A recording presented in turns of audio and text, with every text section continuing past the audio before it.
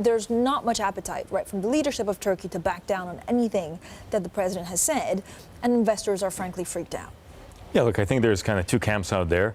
The bulls are saying they'll go to the IMF. The bears are saying we'll get to capital controls. I think in the near future, neither is likely. Maybe kind of gun to my head, I'd say capital control is more likely than IMF, simply because President Erdogan is very resistant to letting in outsiders. And I think the reason bonds are performing and currencies performing so poorly is there's really a lot of questions around their policy mix. There are questions around their reaction function. And this is a country that is pursuing high growth policy while also having a huge current account deficit. So a lot of vulnerabilities. And yet, you look at surveys and 65% of the population believes that Turkish lira weakness is actually due to conspiracy against Turkey by the West, right? So perhaps they're not as, perhaps the leadership is not as concerned about what's going on with the Turkey, but you look, it's going to hurt their corporates, it's going to hurt their banks.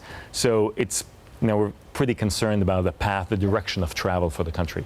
Yeah, and James, let me bring you over to my lira regression chart. So this is lira depreciation. I mean, it's like 3-4 at this point. I think it's a 5 standard deviation.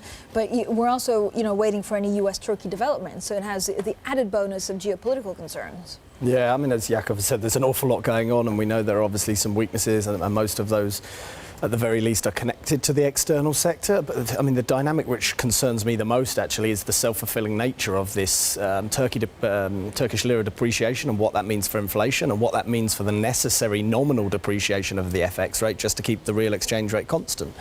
When you've got 15 to 20% inflation and the currency today is still weakening by potentially 2 or 3% every day, that is almost a self-fulfilling prophecy, and very much needs intervention really to stem that.